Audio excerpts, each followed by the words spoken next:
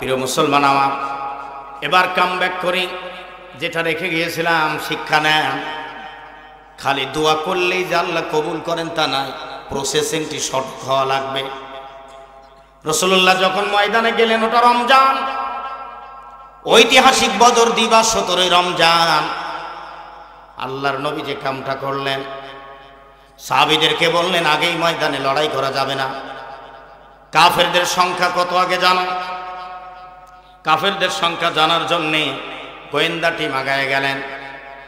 ঘুরে এসে বললেন, ইয়া রাসূলুল্লাহ, ওরা সজ্জিত 1000 বাহিনী এসেছে। কয় হাজার?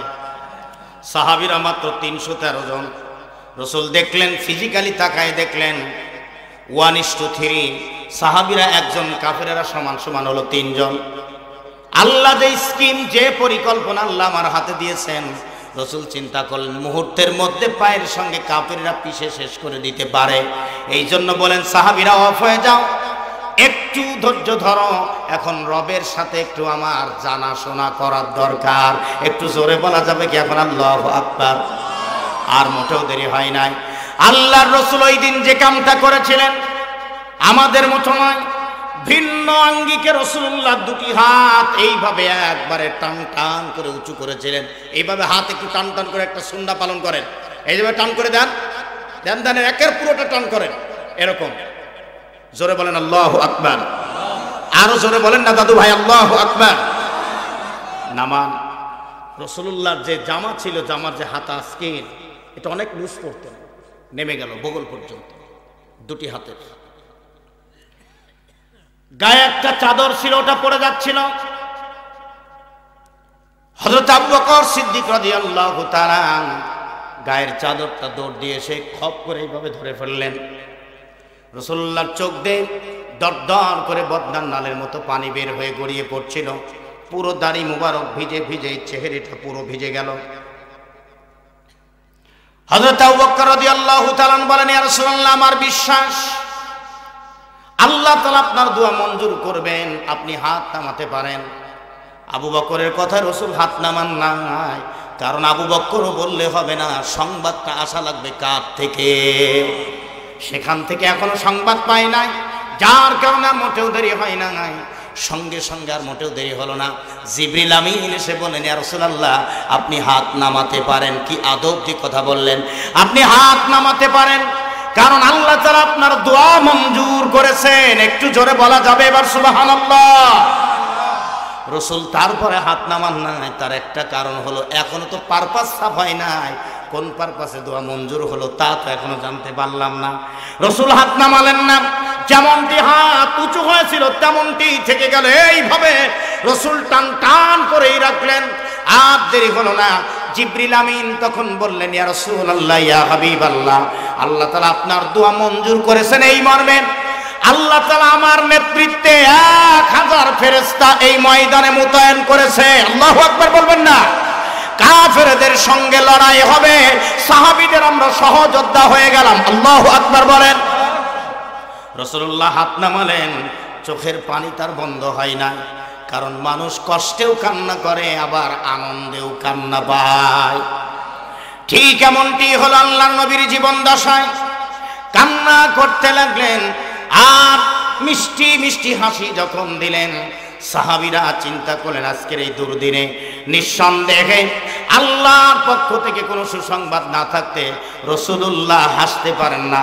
রাসূল তখন জানাই দিলেন, সাহাবীরা, এইমাত্র জিবরিল আমিন আমাকে জানালেন দোয়া আল্লাহ মঞ্জুর করেছেন, 1000 ফেরেশতা আল্লাহ মোতায়েন করেছেন, তার নেতৃত্বে তোমাদের সহযোদ্ধা হয়ে কাফেরদের বিরুদ্ধে লড়াই হবে। বলা মাত্রই সাহাবীরা মোটেও দেরি করলেন না, আল্লাহু আকবার পড়লেন।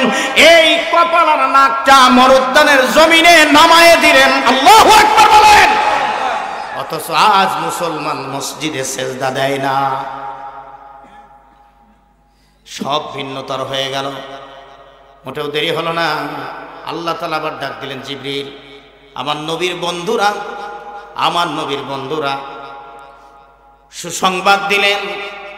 আমি সেই সুসংবাদ পাঠাইছিলাম, রাসূল জানানোর পরে তার সাথীরা শুকরিয়া আদায় করেছে। আমি আল্লাহ খুশি হয়ে গেলাম। 1000 নয় রে জিবরিল, ওর সঙ্গে আরো 2000 পাঠায়া মোট 3000 করে দিলাম। একটু জোরে বলা যাবে কি এখন সুবহানাল্লাহ? কাফেররা প্রথম ছিল 1000, আল্লাহ ফেরেশতা পাঠালেন 1000, হয়ে গেল সমান সমান সেম সেম। এরপরে আরো 2000 দিয়ে ফেরেশতা 3000, কাফের হয়ে গেল 1000। এখন উল্টা 1:3 হয়ে গেল। একটু মিলান তো দেখি ভালো করে। এখন যদি একটা ফেরেশতা এখানে আসে, আসার পরে হঠাৎ করে একজনের গর্দান থেকে কাল্লা পড়ে গেল, বাহুর থেকে হাত নাই হয়ে গেল, উরু থেকে পাটা কেটে পড়ে গেল, বলেন এখানে মাহফিল কি আর টিকবে?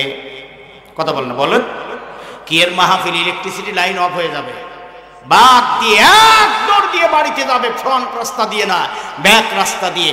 বাড়িতে গিয়েই মোটেও দেরি হবে না, বাড়িতে গিয়ে লেপ কম্বলের ভিতরে যাবে, ফ্যান থাক আর না থাক তাও দিবে, যাতে বাইরের থেকে কেউ না বুঝে যে এইখানে লোক এখনো জীবিত আছে। কথা না বললে হয় না, বলেন। আল্লাহর নবী কি করলেন দেখেন, এই সংবাদটা পাওয়ার সাথে সাথে নিজে শুকরিয়া আদায় করলেন। যখনই শুকর আদায় করেছেন, আর দেরি হয় নাই, আমার আল্লাহ আবার খুশি হয়ে গেলেন আমার নবীর ব্যবহারে। খুশি হওয়ার সঙ্গে সঙ্গে কিয়ামত পর্যন্ত একটা ব্যবস্থা দিয়েছেন দুনিয়ার 90 জালিমদের জন্য। বলবো কি বলবো না? এত আস্তে বললে বলা যাবে না, সবাই বলেন বলবো কি বলবো না। আল্লাহ বলেন, بَلَا إِن تَصْبِرُوا وَتَتَّقُوا وَيَأْتُوكُم مِّن فَوْرِهِمْ هَٰذَا يُمْدِدُكُمْ رَبُّكُم بِخَمْسَةِ آلَافٍ مِّنَ الْمَلَائِكَةِ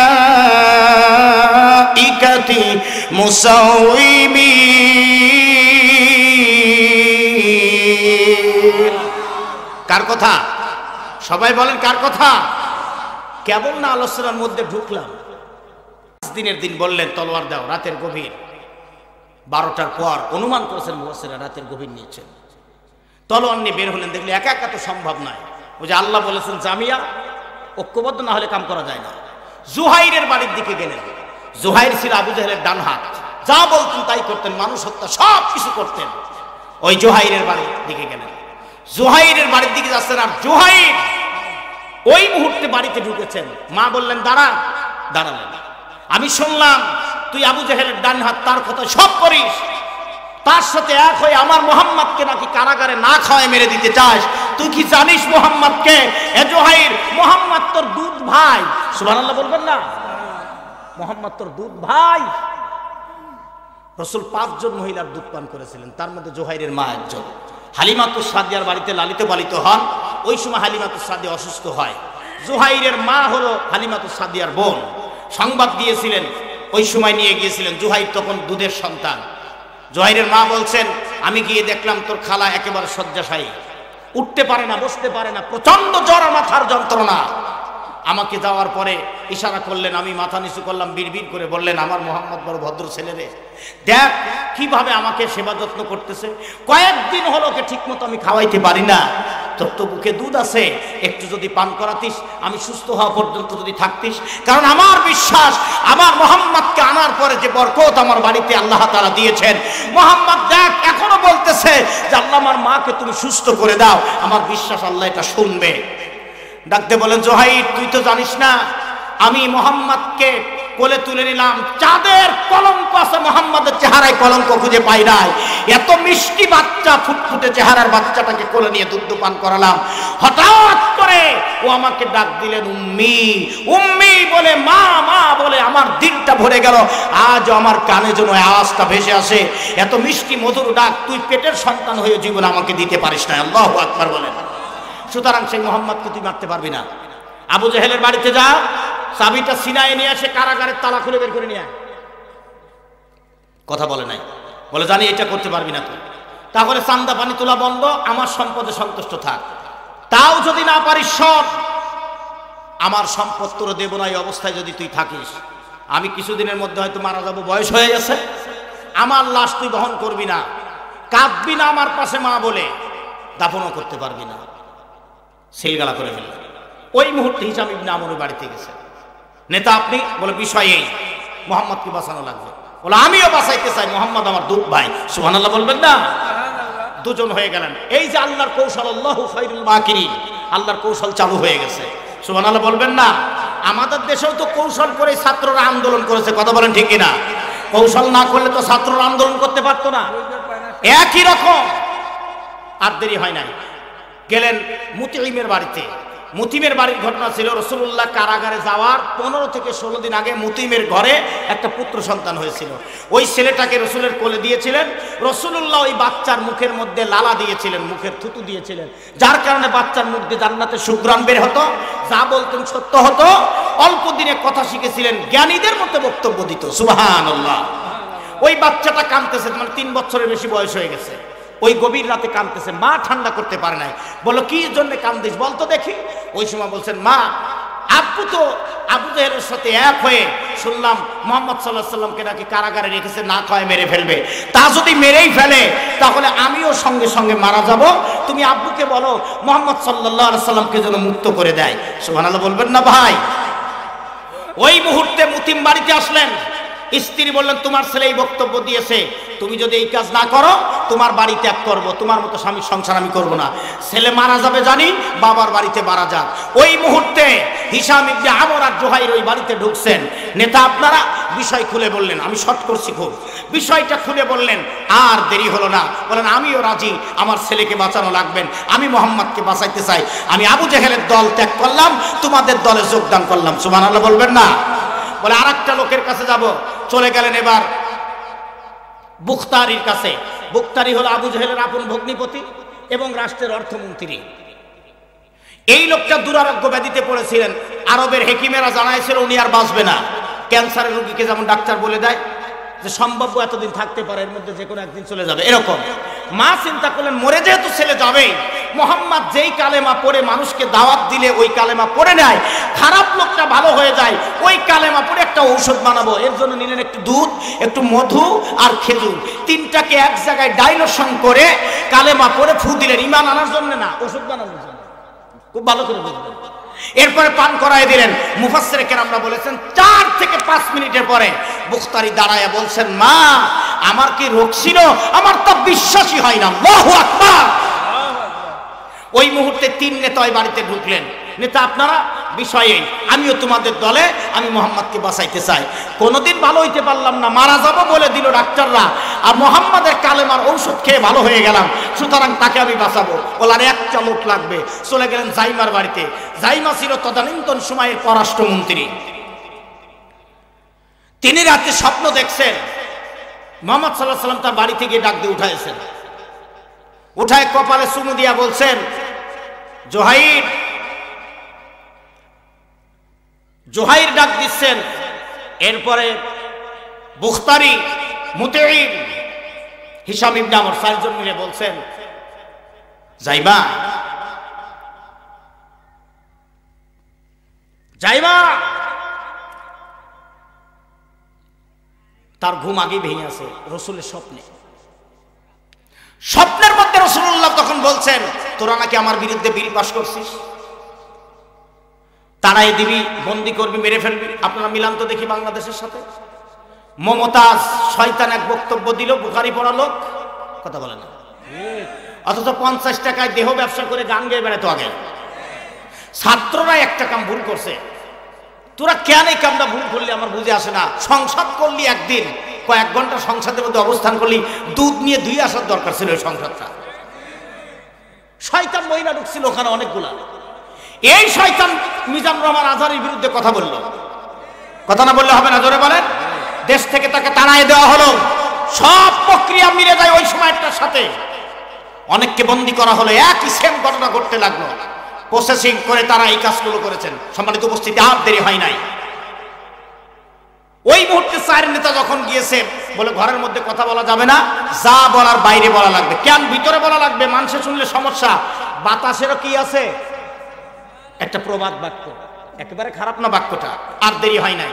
বলে না, আমার ভিতরে যেটা আছে, আমার স্ত্রী আবু জেহেলের একনিষ্ঠ কর্মী, ও জানলে আরো বিপদ। এক দৌড়ে বলে আসবে আবু জেহেলের কাছে, কি আছে, দরজা বন্ধ থাকো, ঘুমাচ্ছে ঘুমাক।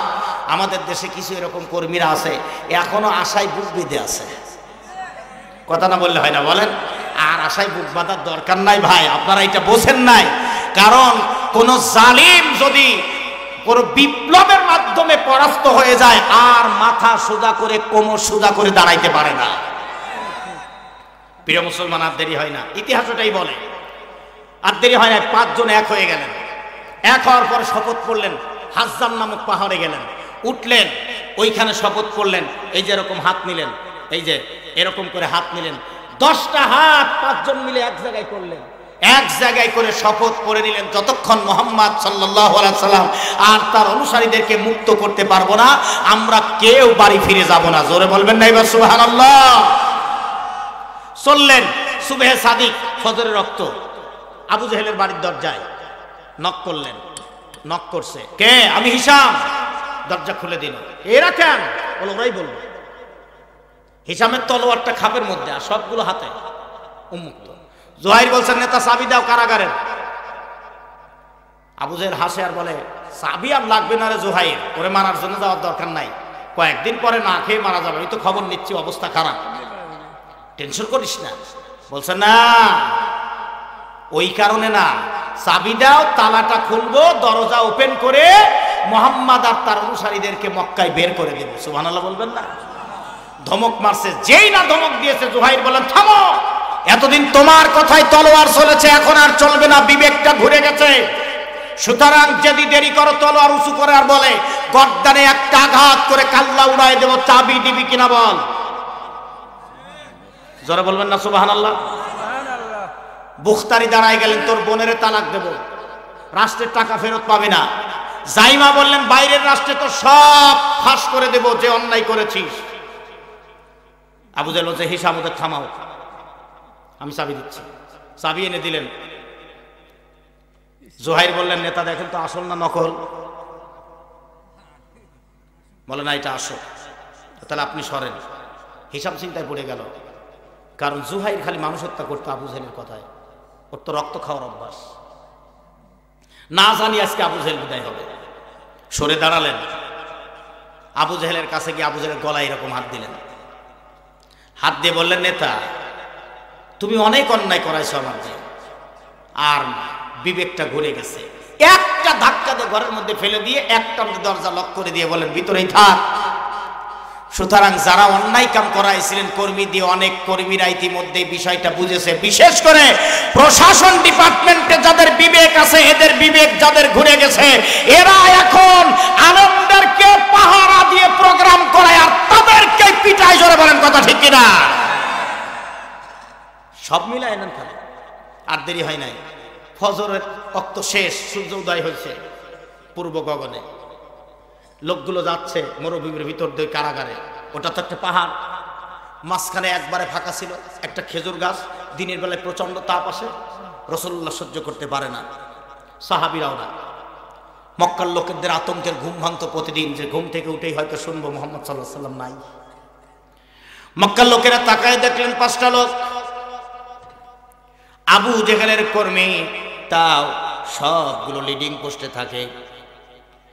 এরা আসতেছে তলোয়ার উন্মুক্ত, না জানি আজকে কোন বিপদ তারা ঘটায় দিবে।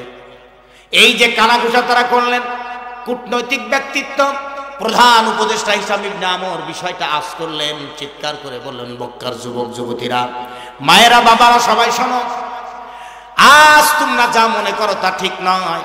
আজকে আমরা যাচ্ছি আবু জেহেলের দলকে ত্যাগ করে মুহাম্মদকে মুক্ত করার জন্য। এই দেখো আমাদের হাতে চাবি।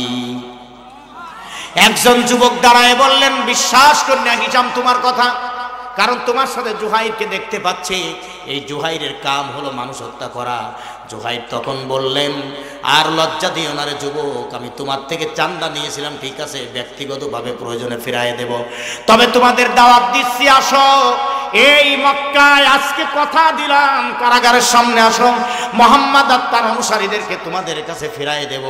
মক্কার লোকেরা ভিড় জমালেন, দরজার পাশে গেলেন, দরজা খুলছেন, আর ওই মুহূর্তে হিশাম ইবনে আমর চিৎকার করে বললেন, আইনা আনতা মুহাম্মদ, আইনা আনতা মুহাম্মদ, মুহাম্মদ তুমি কোথায়? আরবিয়ানরা তুমি কোথায় বলে না, ওরা বলে মুহাম্মদ তুই কই।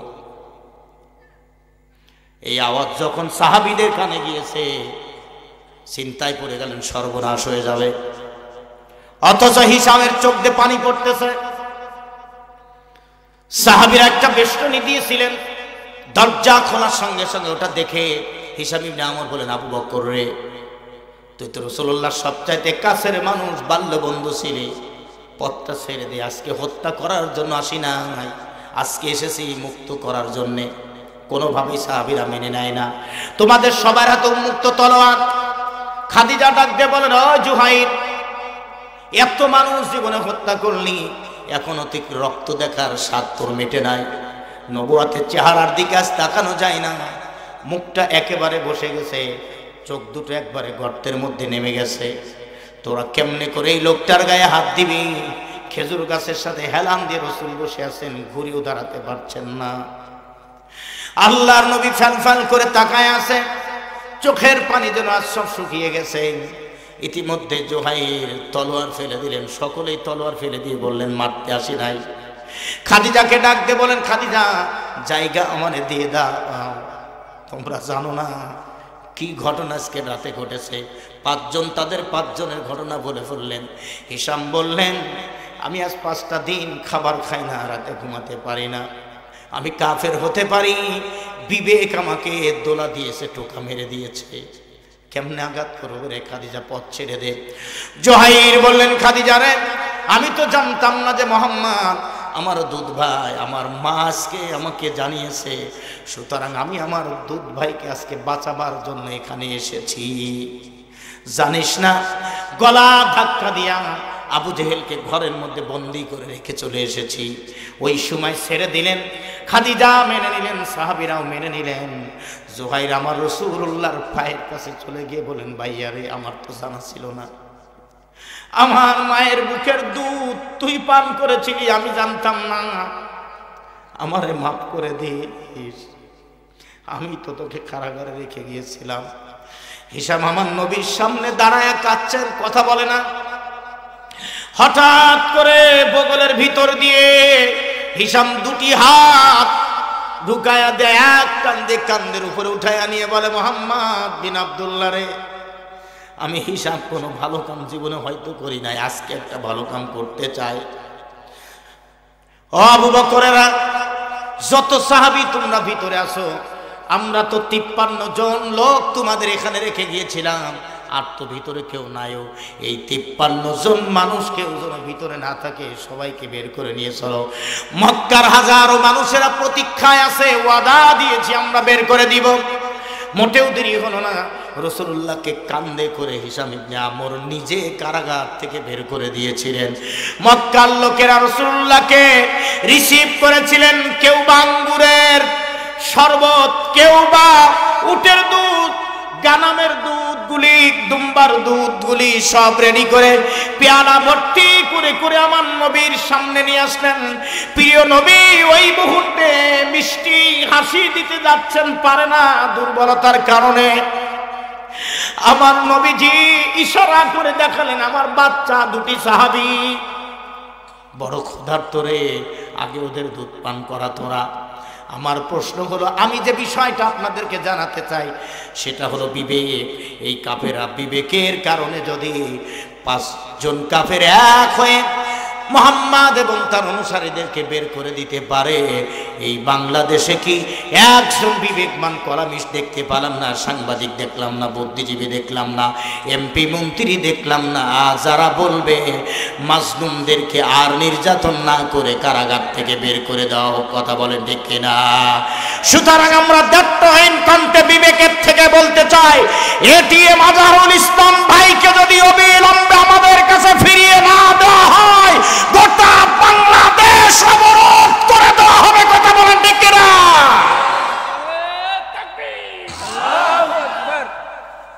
প্রিয় মুসলমানের দলেরা, সুতরাং শুধু বিবেকটাকে, আমি লম্বা কথাটা আমি খুব কেটে সেটে আপনাদেরকে একটু জিস্ট খালি বের করে দিলাম, যেহেতু রাত গভীর হয়ে গেছে, আর লম্বা করব না। আপনাদের খেদমতে আরজ থাকতে আমরা কোনোভাবেই বিবেকটাকে